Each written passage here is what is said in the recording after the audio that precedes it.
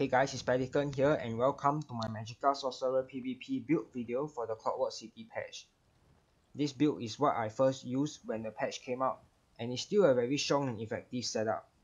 This setup is best for group plays because we have a very strong heal and it's hard to solo with one pet. However, it still works for solo, but if you want a better solo build video, you can check out my other build. I'll put the link in the description. Without further ado, let's get right into the build. So firstly, I'll be going through what sets to use on this build. We are running 5 Necropotence on both our bars, 5 Lich on our back bar only, and we are running 2 monster set pieces. There's a wide variety of monster sets that you can use on this build, and I'll be going through that later, but for now, we are running 1 Magicka piece and 1 Dormihaios.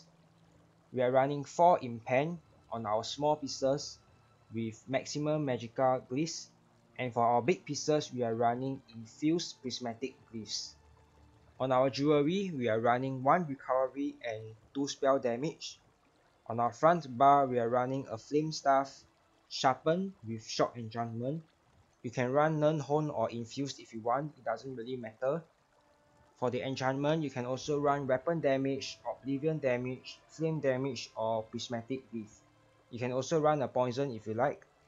On our back bar, we are running an infused shield with maximum magicka and a precise one hand with shock damage. The reason we are going with sword and board on our back bar is because we don't need healing ward, as we already have our tail light for our heals. Sword and board back bar also allow us to run 2 5-piece sets and 2 monster pieces on top of that. Sword and board also gives us additional armor when we are on our back bar, as well as cheaper and more effective blocks, which is really effective in helping you stay alive when your shields are down.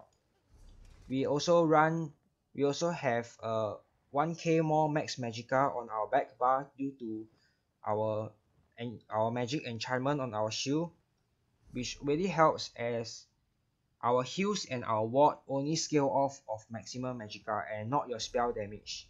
We are going with a precise one hand because it's the only trait that affects both our healing and our damage.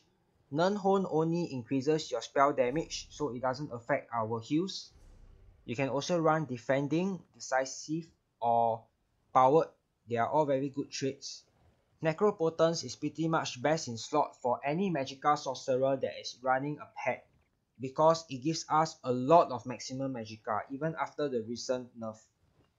Maximum magicka increases our damage done, our healing done, our hardened ward size, as well as our sustain, so there's no reason not to use this set. I wouldn't recommend Shackle Breaker for this build because we already have enough sustain because of our glyph, and our stem sustain also comes from our heavy attacks as well as our cheaper blocks. Lich is one of the best sets in the game for magicka recovery because we only need it on one bar and yet it gives us so much magicka recovery. Lich can be found in the Crypt of Hearts 1 dungeon or Crypt of Hearts 2, and your main issue will be trying to find a Lich one-handed or a Lich shield because we need one of these on our back bar. So as an alternative, you can always run Wizard's Riposte, which you can just buy in guild stores. Wizard's Riposte, if you were to run it, you will have to run an additional recovery glyph as you will not get enough sustain from this set. However, if you are running this set, since it gives more HP and you already have so much HP, you can always swap the drink that we are using. We are using Witch Mothers. You can always swap it for this instead. This will give you more max magicka and more magicka recovery, but you will not have the HP bonus. But if you are using Wizard's Riposte with this food instead, you will have almost 22k health, so you don't really need Witch Mothers with Wizard's Riposte.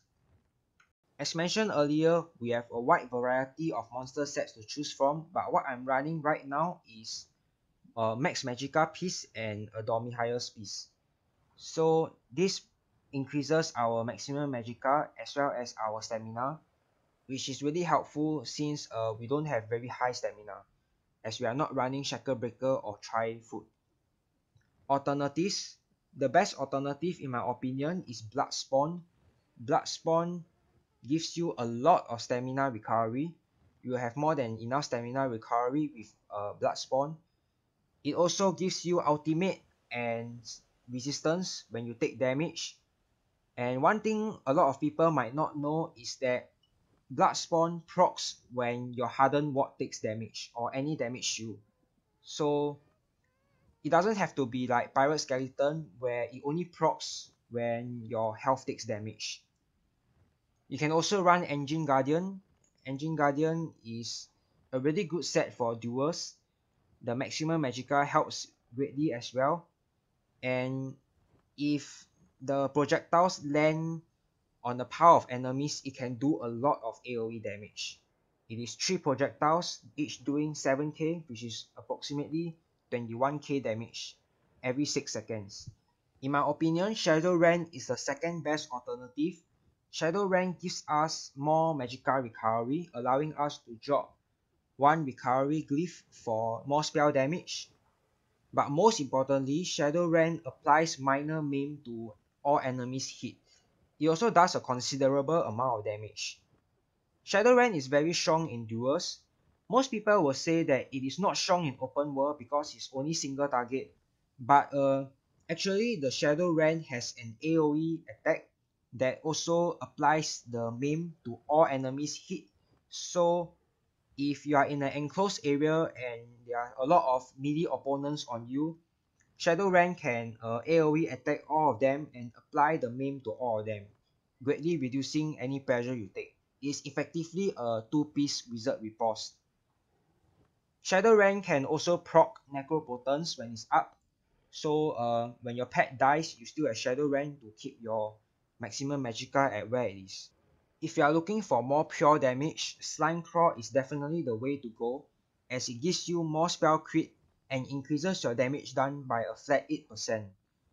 So if you are looking to burst someone down quickly and end the fight early, Slimecraw is definitely the way to go. Earthgore is one of the best sets you can use for group play. It increases your healing done by 2%, and whenever you heal a low health target, you will summon a huge AoE heal that heals for 30k over 3 seconds and removes all negative effects on them. Very overpowered set in my opinion, definitely will be nerfed sooner or later, but it is very strong for group play and keeping your group alive. Other than that, here are our stats fully buffed. This is our back bar, and this is our front bar. As you can see, we have a lot of max magicka even without inner light or bound armor. We don't have much spell damage, but don't worry, we have enough spell pen and maximum magicka to make up for the lack of spell damage. As you can see, we also have a lot of resistance on both our bars, as well as crit resistance, so this combined with our high health will keep us alive when our shields are down. We are running the Major Stone to increase our max magicka. We are running the Witch Mother's Brew. If you are really rich, you can run this. This is basically a Witch Mother's that is better. Or if you think you have too much HP, you can always run this. We are also a stage 3 vampire to increase our magicka and stamina recovery, and as well as let us take less damage when our health is low. This passive also applies to your wards, so it can be really life-saving at times. Vampires take more damage from fire attacks, so you have to be more careful around Magicka Dragon Knights, which are already very hard counters to Magicka Sorcerers. We are a High Elf. High Elf is the best race in my opinion for a Magicka Sorcerer, or especially for our build, because it gives us more magicka recovery and max magicka, which goes in line really well with our build since we are running a lot of max magicka and magicka recovery. We also do more damage with our elemental attacks. For alternative races, I will definitely go as an Argonian. As you can see, Argonian has some sick passives. The Argonian Potion passive is arguably one of the best passives in the game, as it's pretty much a mini tripod on its own.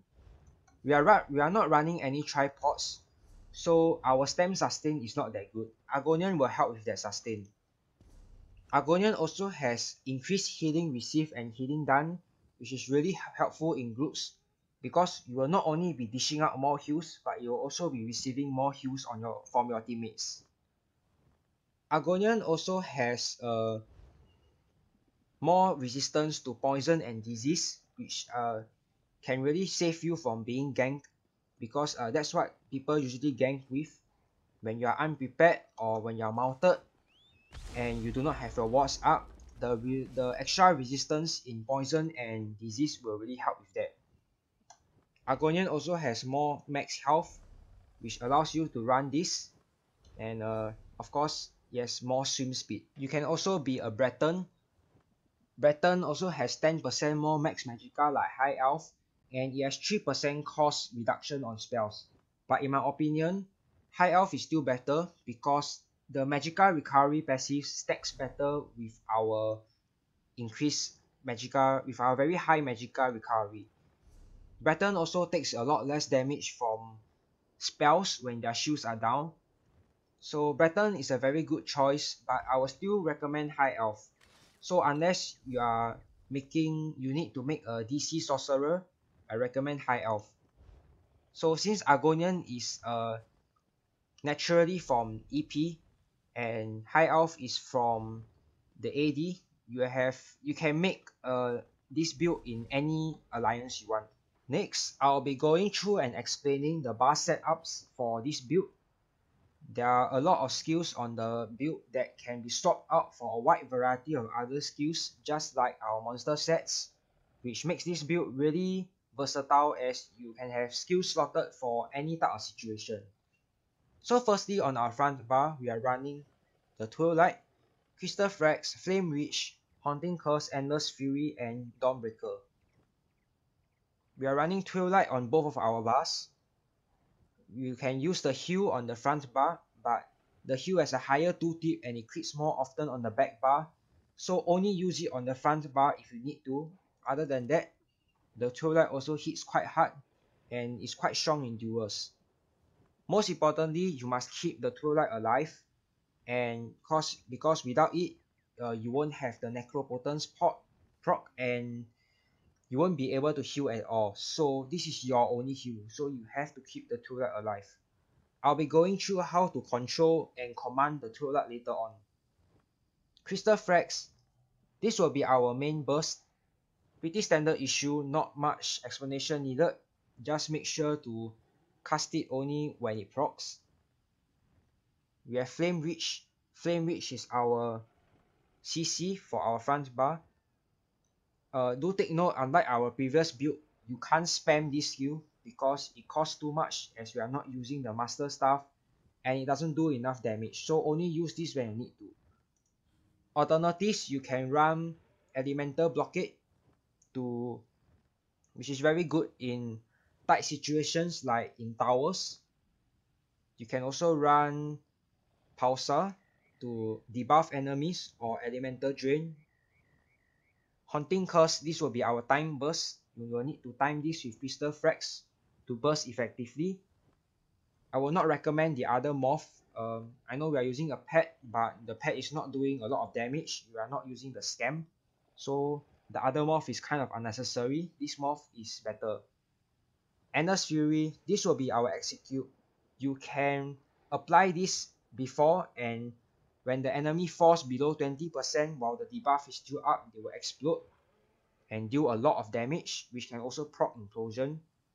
And the best part is, if the enemy dies from this ability, you will get a lot of magicka back, so this can help with your sustain as well. For our ultimate, we are running Dawnbreaker or Smiting. The reason we are going Dawnbreaker on the magicka sorcerer is because it is the only instant burst ultimate that we have. It is also very reliable, has a good stun, good AoE, and a pretty strong damage over time as well. Dawnbreaker also hits 20% harder on vampires and werewolves, and it can also proc Implosion. Very good and reliable ultimate. but we have a lot of other ultimates to choose from for this build. Alternatives, you can run Negate. Negate is one of the strongest ultimates you can use in group plays. A well-placed Negate can instantly wipe an entire group, and it also does a lot of damage, 2000 every 0.5 seconds, and it completely stops any healers that are in it. Storm Atro, you can run this. This is a very good area denial weapon. You can put this down as a safe zone and line of sight around it. People will hit the Storm Atro instead of you. It is also very good for groups because your allies can activate a synergy that gives them 25% more damage for 8 seconds. Storm Atro also can proc your Necropotence, so you can drop this while if your pet dies, you can drop this and buy yourself some time to resummon the pet. Storm Atro is also getting a buff next patch. It will be doing more damage, so this will be a good choice for next patch as well. You can also run Destro out. I'm currently using the wrong morph, but the other morph basically makes the storm follow you, but it doesn't do as much damage. Destro out is a very good skill to use against unorganized groups. You can easily wipe a whole group, especially if you use it together with other people. I won't recommend using this against an organized group because their healers can easily just out heal it with a healing ultimate. For organized groups, I highly recommend Negate. You can also run Shooting Star. Shooting Star is a very strong burst. The initial burst is higher than Dawnbreaker, and it also does more damage against vampires. You also get ultimate back for each enemy hit, and it also has a very strong AoE effect on the ground, which you can use to your advantage. So after you use this skill, you can stay near the AoE for about 12 seconds, and all the melee players that attack you will take a lot of damage from the AoEs.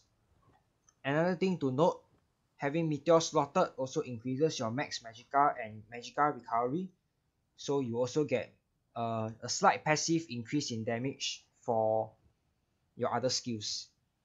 Meteor also empowers your next skill, so after a Meteor you should use a Frag or a Flame Witch. You can also run Soul Assault. Soul Assault has the highest tooltip of any skill in the game. It does a crazy amount of about 61k over 3.5 seconds when buffed on our build, and 61k is considered quite low for this ability. There are some Magicka Templars or Magicka Nightblades that can easily get over 100k tooltip with Soul Assault. It also snares the target by 70% over 3.5 seconds and prevents them from entering stealth for 2 seconds. So as you can imagine, this skill totally destroys any medium armor Nightblade gankers, and you can also use it in groups to focus down an enemy really quickly. On our back bar, we are running Twilight, Streak, Boundless Storm, Hardened Ward, Crystal Frags, and Shooting Star. We will be using the Twilight Heal on our back bar because it has a higher tooltip and crit chance. Also, if your Twilight dies, you should resummon it on your back bar. So because your back bar has a shield, so you have more resistance. Shriek will be our mobility. It also does a lot of damage, 6.5k, and is an AoE undodgeable skill. It is also shock damage, so it's really strong for proccing Implosion. So it's a very good follow-up to the burst. After you land your frags, you can quickly bar sword and streak. Before you streak, you can also do a light attack to proc the shock enchantment damage. So your combo will be really strong because after your burst, you will still be dishing out about 10k more damage, which can easily proc Endless Fury and kill the person. We are running Boundless Storm on our back bar. Boundless Storm is an extremely important skill because it is what gives us our mobility, and it also increases your resistance, which really helps in staying alive when your shields are down because we are only running one shield. It also does 1k shock damage every second, so this can be really helpful in proccing Implosion. Hardened Ward is our main defense. We have a lot of Magicka, so our Hardened Ward is extremely strong, and try to keep this up as much as possible. it is cheaper to ward damage than to heal through damage. You only use the heal when you need to. We are using Crystal Frags on our back bar because we cannot spam our Flame Witch on our front bar. So if you only put frags on front bar, we have a very low chance of proccing frags. Having frags back bar allow us to proc it with skills such as Hardened Ward, so that whenever I swap to the front bar to attack, I will always guarantee to have a Crystal Frag up ready to burst someone down. You can also fire the frag off on your back bar. As you can see, the two tip differences is not that great. On our back bar is 14.3k and our front bar is 14.7k. So you can definitely hit very hard on your back bar as well. One very good combo to use while you're on your back bar is, since you have Meteor, we can always use a Meteor and quickly shriek to stun the person before they can block and then launch a frag. Alternatives to Crystal Frag on our back bar, we can run Restraining Prison. Restraining Prison is a very strong immobilize and it also snares the enemy for about 6 seconds. So it is really useful in groups where you can time it together with other ultimates of your teammates. You can also run Rune Prison for additional crowd control effects. Dark Conversion, not really recommended unless you have Blood Spawn. Daedric Minefield, you can use this if you are having trouble against stamina builds. You can use this to create a safe zone and they will either be forced to keep a distance or take a lot of damage from your mines. You can also run Harness Magicka if you think that you are lacking sustain or you need an additional ward. Harness Magicka is especially strong on our build since we have so much max Magicka, and the Magicka return scales off of your max Magicka. So for us, for each spell absorb, we gain almost 1.5k Magicka plus an additional 30%. Multiply that by 3 and you'll be getting a lot more Magicka than what the skill costs. Mistform is also an extremely strong skill to use in groups because it gives you the additional mobility you need to catch up with a group.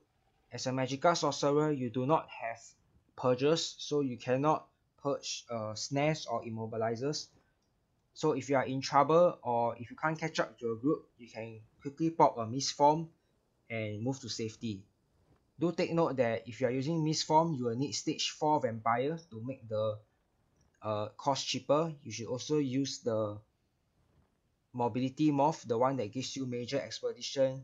And do take note not to spam this because your Magicka recovery is disabled while you're using this. If you want to provide more support to your teammates, you can also run Healing Orb. I don't have the morph currently, but basically it heals your teammates every second and your teammates can activate the synergy for a AoE burst heal and a huge resource return. You can also run Proximity Detonation. If your teammates are setting up for a bomb and you want to join in the fun, you can always cast this skill, and when it's about to go off, you can shriek into the enemy and probably with a Destro out and you can do a lot of AoE damage. You can also run Purge. Purge is one of the strongest support skills to run in a group. It removes 5 negative effects from all your teammates in a very large radius, and it costs a lot, so you have to be mindful of your Magicka sustain while you're using this. Don't spam this too much, only use it when you need to. Like for example, if your teammates were to get hit by a lot of siege, you can quickly purge them to decrease their damage taken. Having Purge slotted also gives you 10% more Magicka recovery on your back bar, so that will help with your Magicka sustain as well. Lastly, we are using Shooting Star on our back bar. The reason we are running Shooting Star on our back bar is because it gives us 2% more max Magicka and recovery while slotted, which really helps with our ward. It also provides us with a good alternative to Dawnbreaker, so I like to use this interchangeably depending on the situation. You can also run Barrier. Barrier is a very good skill to have on your back bar because it also gives you 10% Magicka recovery. The ward is twice the strength of Hardened Ward and is for all your teammates in a 12 meter radius. So if you are in trouble, you can quickly press this and all your teammates you will buy all your teammates some time. For the morph, it really depends. I personally like reviving barrier, but replenishing barrier can be really good if you have a lot of teammates, because it can help with it can give you a lot of ultimate back as well as resources. You can also use Warhorn. Warhorn is a very good skill to use in groups because it increases the stats of all your allies in a very large radius for about 30 seconds. One of the morphs also increase the critical damage your allies do by 15% for about 8 seconds. So it's a really strong skill to use during a push into the enemy lines. We can also run an overload bar for additional bar space. Do take note, you have to run your twilight and your ward in it so that you can defend yourself while you're in the overload bar. For your other 3 slots, you can run any skill that I've mentioned before or any skill that you think that you should run. We have 3 slots for that, so having an overload bar really solves your bar space problems. You can also use it to quickly burst down people. We have about 20k tooltip, which is very high. You can use it to quickly focus down someone if you need to and swap back into your main bars. So that's about it, and other than that, we have make sure to have all your passives, your alchemy passives, racial passives, war passives, and all your other class and weapon passives. I'll be going through on how to command and control your pet. So usually when you're in combat, the pet will just pick a target to focus and it will not stop attacking until all the targets are dead, which can be quite a problem, especially when you have to disengage and get out of combat and your pet just stays there and gets itself killed. So to solve that problem, we have to use the feature called the command pet. It is binded to your Y key on default. So basically how you use this skill is, if you want your pet to disengage, you have to hold the command pet key and press block. This will make the pet disengage. As you can see, the pet is not attacking anymore. If you want the pet to focus on a desired target, you have to aim at the target that you want, hold the command key and light attack. That will cause the pet to focus on your desired target. You can also do the same thing by heavy attacking a target. Doesn't have to be a fully charged heavy attack. Your pet will automatically focus. So make the best of this feature and keep your pet alive as much as possible. It will help a lot in your survivability. Lastly, I'll be going through my CP setup. Remember, this is just my CP. You can alter it to your liking. For the red tree, we are running 66 in Ironclad, 28 in Resistance to make us more tanky when our shields are down. We are running 37 Hardy and Ellie, and 28 Thick Skin. These 3 passives as well as Ironclad applies when your wards are up, so this will benefit your wards as well. And we are also running 34 Bastion. We are running 51 Warlord, 8 Sprinter to increase our mobility, 64 Arcanist, 51 Tumbling and 56 Shadow Ward to maximize our stamina sustain. We are running 72 Elfborn. The reason why we are running so much Elfborn is because this passive also helps with our healing. So it's a 2 for 1, it increases your damage as well as your healing. We are running 56 Elemental Expert and 28 Spell Illusion for more damage. You can put points into this if you want. 2 Shattering Blows and 72 Master at Arms, as most of our damage is direct. So that's all for the build, guys. Thank you for watching, and I'm sorry if it's a bit long. I'm just trying to put as much details into it as possible. Do leave a comment if you have any questions, and I'll see you in the next video.